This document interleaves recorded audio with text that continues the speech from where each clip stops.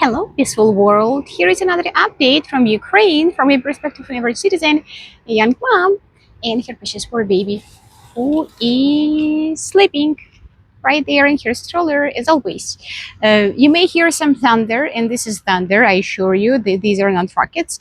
Though I must admit that they sound exactly the same oftentimes. That's why we Ukrainians are now shaken up by thunder, and every time you want to watch out and look out for the sky falling, but hopefully this is not what's going to happen during this video, but we'll see.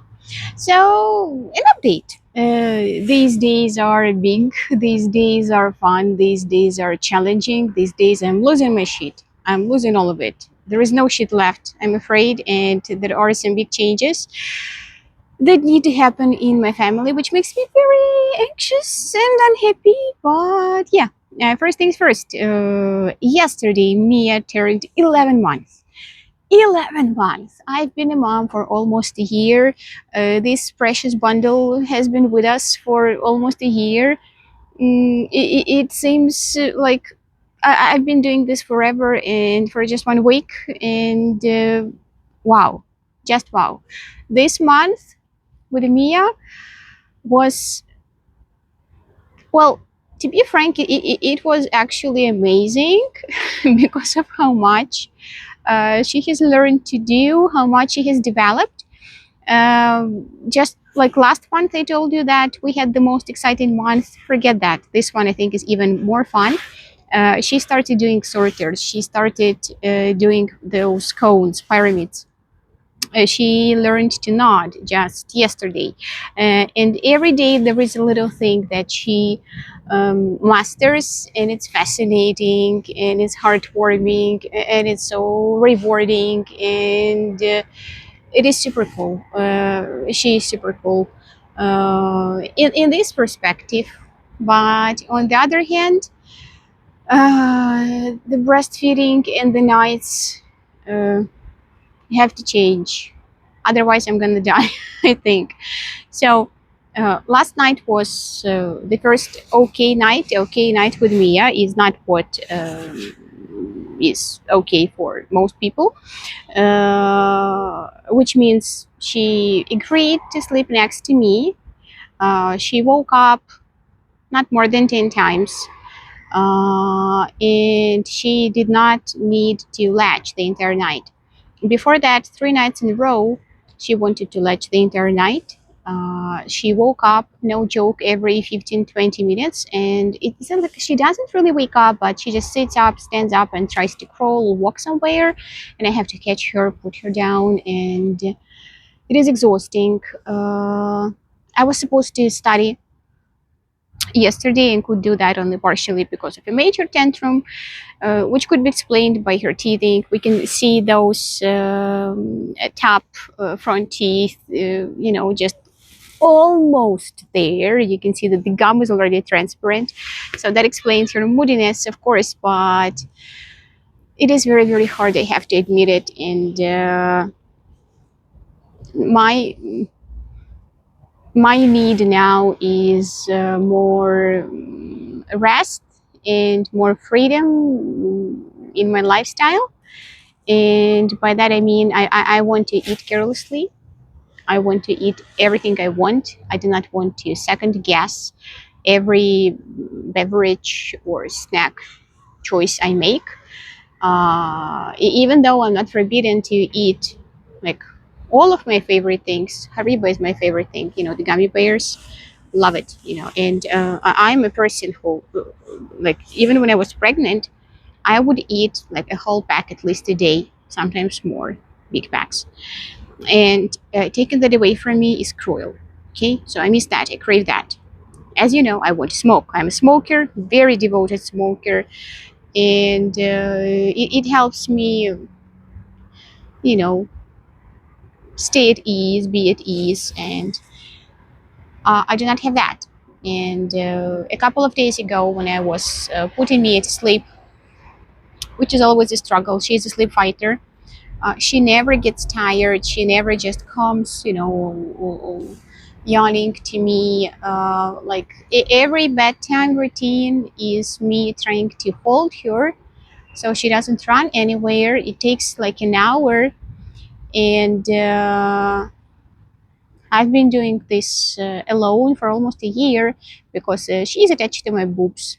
You know, my boobs have never been popular because I am a carrier of ridiculously small breasts, and now they are very popular and I absolutely hate it. So every night she just goes from one to the second, from one to the second, from the left to the right, from the left to the right.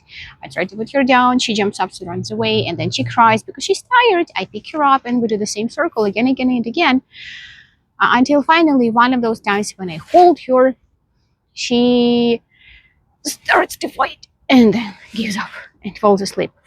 But it's very, very hard, really. It is exhausting. And a couple of days ago, I was actually crying because man was in the other room doing his shit, and I was just feeling so sorry for myself because I haven't had an evening when I can just sigh with relief and think, whew, finally the day is over. I can exhale and I've got a night to rest. No, because at night I'm on duty, and before she falls asleep, I have to like fight for her to fall asleep. And another interesting thing, which makes me really serious about trying to stop the breastfeeding journey, is that I've lost my super gift of falling asleep. So previously, my entire life, I could fall asleep just like that, any place, anytime. Oh, there is a chance to sleep. That's all. I didn't need anything special, no conditions. But 2 days ago, having already suffered enough through the nights, when she fell asleep, I just felt this anxiety that, oh my God, she's gonna latch again, she's gonna latch again, she's gonna, oh my, it's never gonna end, she's gonna latch again. And I lost 3 hours when I could be sleeping, and in those 3 hours, she didn't need to be latched. And when I finally managed to fall asleep, she woke up, and she didn't wake up, but she needed to latch again. And we spent the rest of the night latched, you know. Mm. And now I do not sleep because I'm afraid of my baby. I'm afraid that she's gonna latch. And I am honestly very, very tired. And it is very hard because I understand intellectually that the condition I'm in now is awful, and I think it is dangerous to me, and to everyone. But emotionally, I feel so guilty and empty and scared of all changes, how it's gonna involve man, how Mia will cry, how I'm gonna handle that. That even talking about it with my friends, other women, makes me cry. Now I cry a lot. I don't like crying that much, but I do cry a lot now, just because of the consideration of this change. And I know that all of us somehow went. I'm not attached to my mom. Actually, my mom breastfed me for just a month, and I'm totally fine. I'm healthy, properly developed, except for the breasts, as I mentioned already. But it's genetic. Maybe she will inherit the breasts of my husband's grandma, and then she'll get those buckets. But it doesn't matter. Overrated. Really, the popularity of boobs, overrated. I don't want my boobs to be popular at all. I want the old good days when I have my body to myself, and I can eat, and I can smoke, and I can just leave Mia with somebody, uh, because I know that all of us are in equal conditions, because now we're not. Now I cannot leave her because everybody will feel and think that, oh, I don't have the breasts. What can I do with this crying baby? So we need a crying baby that is calmed down without me, or that cries with me or with anyone else, and the breasts are just out of the picture.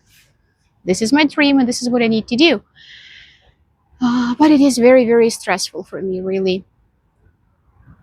And I think currently I'm trying to understand what is more stressful for me: this lifestyle of no breaks, No evenings, no Fridays, no weekends, nothing. Or mm, the stress of overcoming this change. And Shman is great, really. As a father, he helps a lot. Like he does all the things. I can leave Mia with him for a couple of hours, but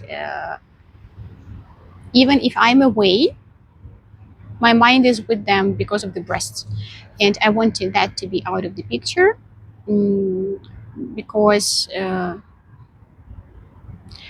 it's just unbearable now, really. And intellectually, when I think about like almost a whole year of breastfeeding, it sounds enough. But I still feel awful and very guilty for wanting this. It's like I don't know, abandoning my child, ignoring her needs, and it's hard. So this is well, where our family is right now. Husband is supportive. He's like, go ahead, let's try a bottle, pump, or get the formula. Let's do it.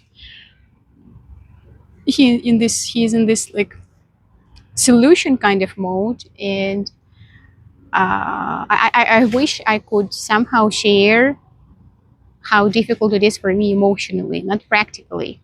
Like I know that there are bottles and pumps and everything, but it is something deeper on an emotional level. It's an episode of separation, and it is not fun at all. However much I do need those simple human pleasures. So yeah, I'm glad I did not tear up during this video. Now you have the full picture of our situation now, because all the photos are glorious, because she's so cute, and we look like a nice, fun, happy family, and we are. I am very happy.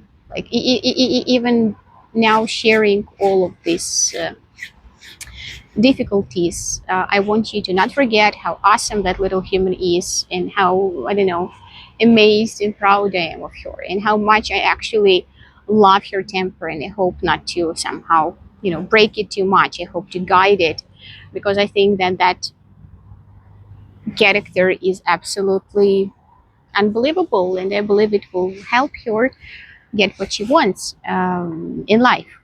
Just now, I happen to be the thing that she wants, and I'm done. Oh, I still want to do have all of those days focused on her and do all the things with her, but just without the breasts. That's it. Yeah, too much breast talk. Sorry, but it just hurts. Everything hurts. My breast hurts. My soul hurts. My head sometimes hurts because of the sleep deprivation, but you know, all of us somehow win, and we're okay. And I have to remind myself about that. Thank you all for the congratulations and messages and questions. I appreciate it. And I hope next time when I record this video, I will have an update on the progress of this process, and that I'm not going to, give up on it, but I'm gonna start at least. So yeah, gonna stop here. Thank you all. Love you all. Um, have a good day.